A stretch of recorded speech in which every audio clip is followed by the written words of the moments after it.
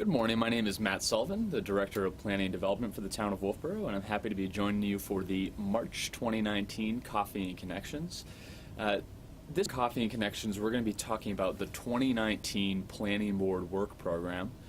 This Planning Board Work Program, one thing I want to stress right off the top is that this work program the Planning Board will undertake is really a dynamic document that will be updated throughout the course of the year. So as we go through the different items that are on this work plan, please recognize that in 3 months or 4 months or even a week, any of the items on this work plan could have changed, could be accomplished already, or we may have added items that might not even be presented as part of this. But I want to urge at the beginning that if you have any questions about this, any comments, any suggestions, please feel free to contact me at 569-5970 or Planning Board or Planning Director at wolfeboronh.us.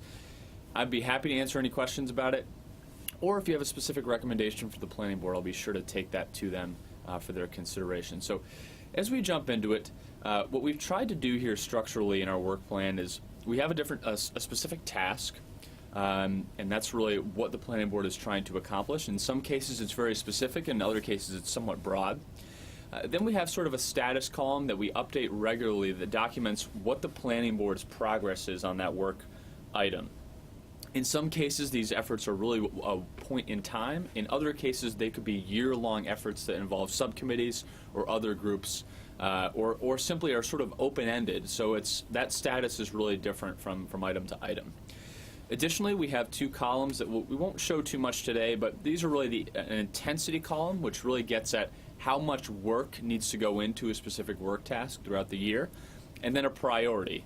And that priority really indicates how much of a priority is a specific work task to the Planning Board moving forward. And both of those are really a high, medium, and low ranking. What we're really looking for in our work program is both those that are sort of low intensity that we can do quickly and very high priority. Those are our low-hanging fruit, if you will, as we move forward through the year on the work plan. The last thing that we won't show too much of today, but I just want to sort of mention, we're really making an effort to give the Planning Board some predictability in 2019, and what we're doing is actually taking our work plan items and scheduling them all the way out through the year. So we have a column that documents at what meeting each work plan item will be addressed, hopefully. Again, we recognize that schedule is flexible, but the idea is to both give predictability to the Planning Board and also, with this being a public document, give the public an idea of when these different items will be taken up by the board. So that's really the structure of what we've done here.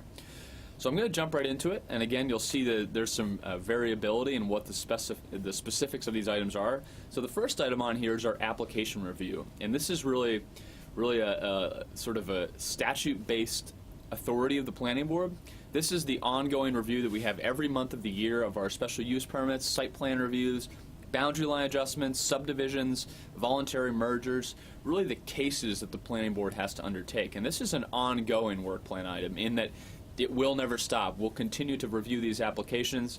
We'll continue to hear them at our regular and in some cases our work session meetings. So it's obviously it's a lot of work, so it's high intensity, but it's also a high priority because this is the strictest responsibility that the Planning Board has, and we'll deal with that at every meeting moving out through 2019.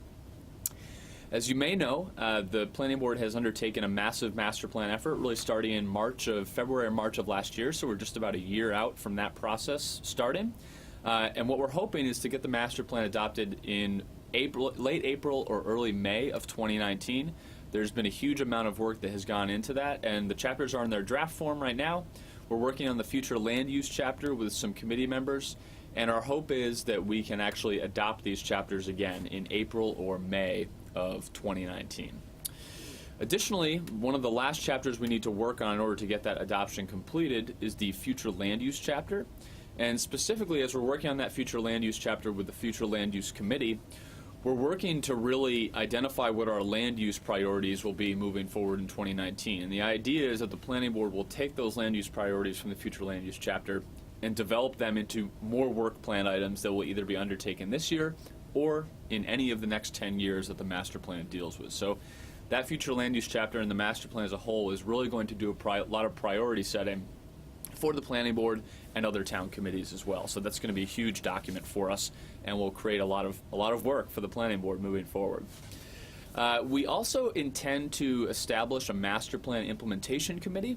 The 2007 master plan, which is the most recent iteration of our plan in town, established a like committee, and that committee really took the recommendations of the master plan and ensured that in subsequent years that the different recommendations were actually being reviewed or implemented by the appropriate responsible parties. So this group is really intended to be sort of a watchdog for the master plan's implementation moving forward, and we intend to do that once this master plan is completed as well, because we think that accountability and that responsibility is really important. So we'll probably be doing that in June or July of this year after the master plan is adopted. One other project that is really a long ongoing project that we're hoping to wrap up this year and intended to actually wrap up in 2018 is the Wayfinding Sign Committee. The Wayfinding Sign Committee has been dealing with business directional signage in the downtown. You may be aware that we have some business directional signs up right now, but the Wayfinding Sign Committee has really been working on a zoning ordinance proposal that would deal with those existing signs and also provide some ability for future signs as well. These signs are really intended to be pedestrian oriented in the downtown core of the community. Again, the committee had intended to propose a zoning amendment this year, but hadn't quite gotten there because of some of the complexities that it recognized. I do want to point out that there is an interim progress report from the Wayfinding Sign Committee that is available, and please feel free to contact me if you'd like a copy of that. It gives us a really good sense of what the issues are that surround wayfinding signs in the community, so please don't hesitate to reach out to me for that. Our intent is to actually have a proposal for, as far as language, for a May meeting of the Planning Board. So hopefully wrapping that process up in the next 3 months. And that process has been going for between 4 and 5 years, so it's been ongoing. I've talked at past Coffee and Connections about our capital improvement plan process, the CIP as it's referred to in town. We're always trying to improve that process. It's really a critical first step when it comes to our capital project programming, and really is important to the Budget Committee and the Board of Selectmen as they move through the warrant article process.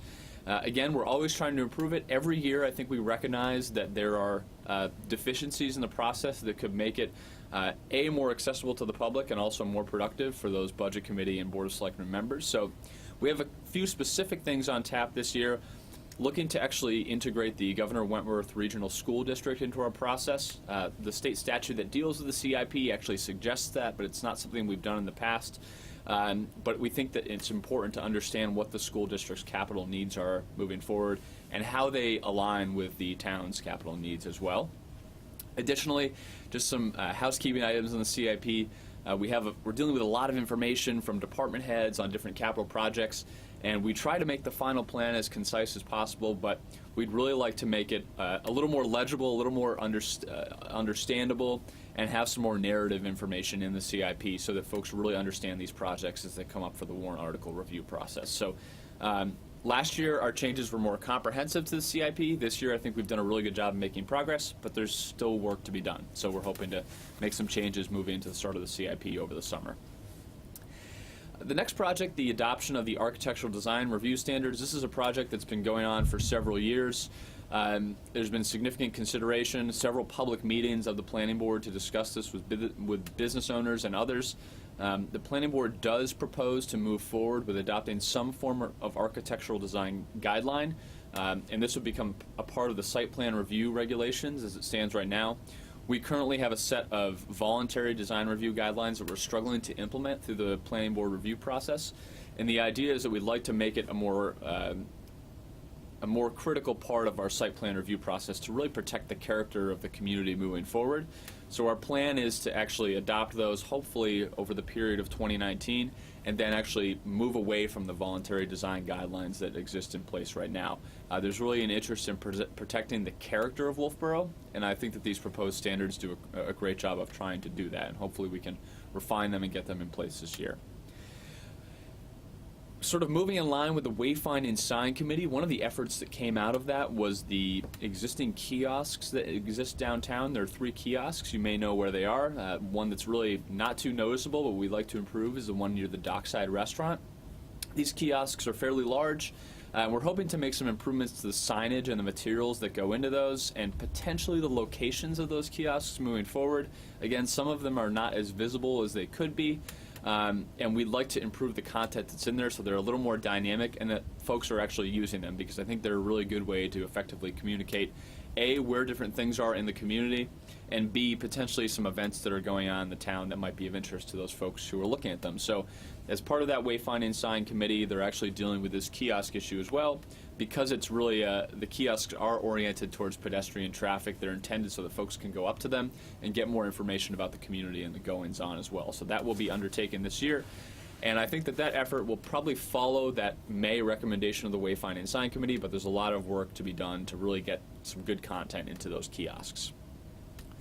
We've been working over the period of 2018 and even a bit of 2017 on completing some pretty comprehensive updates to our zoning map.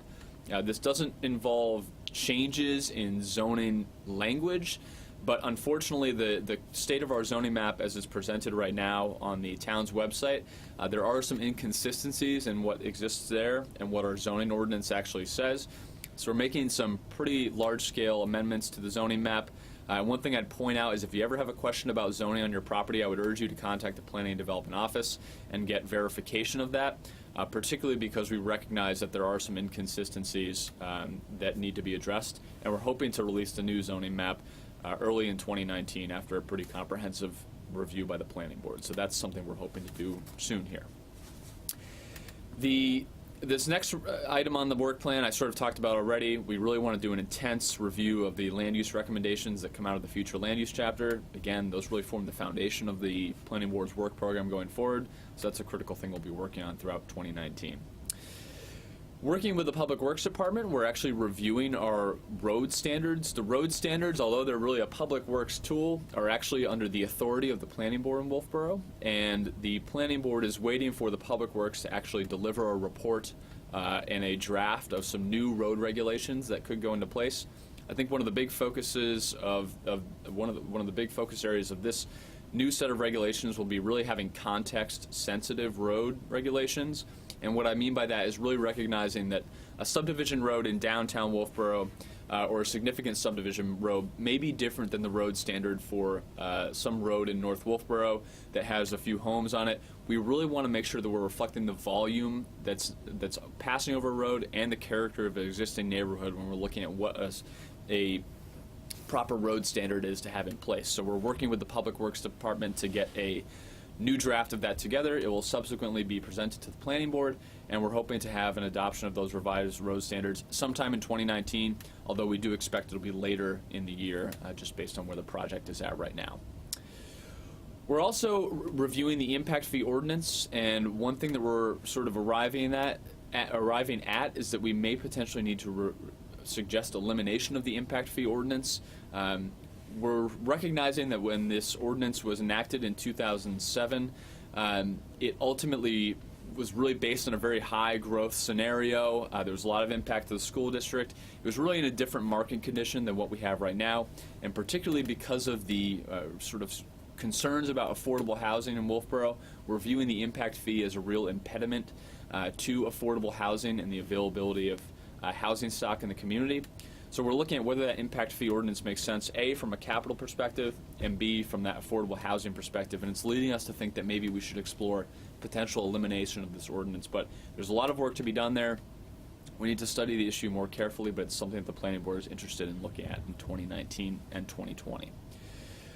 We're looking to coordinate more with our economic development entities in town, particularly in this case the Economic Development Committee and the Chamber of Commerce. We've actually just held a session with the Chamber of Commerce to identify to work on some issues that they've identified, hoping to keep that conversation open as we move through 2019. Really want to make sure that the way that the Planning Board is working is understandable to those entities, so that they see some predictability in the process. Additionally, a session with the EDC is planned at this time for some time later in March or in April, and that session will really focus on what a productive relationship looks like between these two town committees. Obviously, the EDC is really a group of the Board of Selectmen. They're a committee of the Board of Selectmen, but they have a really close relationship, I think, from an ideological and topic standpoint with the Planning Board. So we want to make sure that although they may not agree on every issue, they understand how each other work and are working to have a productive relationship on issues that may intersect both of them. So I think that that's something we want to focus on in 2019 as well. One of the last items I want to note here under the sort of general work plan items is that we are looking at the Laner Street and Railroad Ave area as a potential planning charrette opportunity. We have a lot of vacant properties and underutilized properties and town-owned properties in this area. And I should mention that Foss Field is also sort of a focus of this. We're looking at whether or not we should do some comprehensive planning for that area. We don't know what we'll come up with, what the subject area would be, but we're recognizing that because of the status of a lot of properties there may be some opportunity to do some really neat things that are really community-oriented, maybe some affordable housing, maybe some mixed-use development. I think that there's a huge opportunity, and we're hoping to explore whether a planning charrette could be done there either in 2019 or 2020. The next section of items is really those focused on rezoning efforts. So these are very specific things. One thing that we're discussing at the planning board level right now, but hasn't been decided quite yet, is whether or not a subcommittee may potentially be established to work separately on these rezoning items. The way it's traditionally worked is that the planning board has worked on rezoning sort of in parallel with its regular caseload and all the other work program items. We're recognizing that that's a lot of work, and because we're only able to check in with the planning board every 2 weeks, it doesn't necessarily have the consistent interface that we'd like, because these rezoning efforts can be very complicated. So we're potentially going to appoint a rezoning committee in 2019, but that decision has not been made quite yet. Whether that committee is appointed or not, the efforts that we have planned for 2019, there are about 8 of them, and this may expand over time.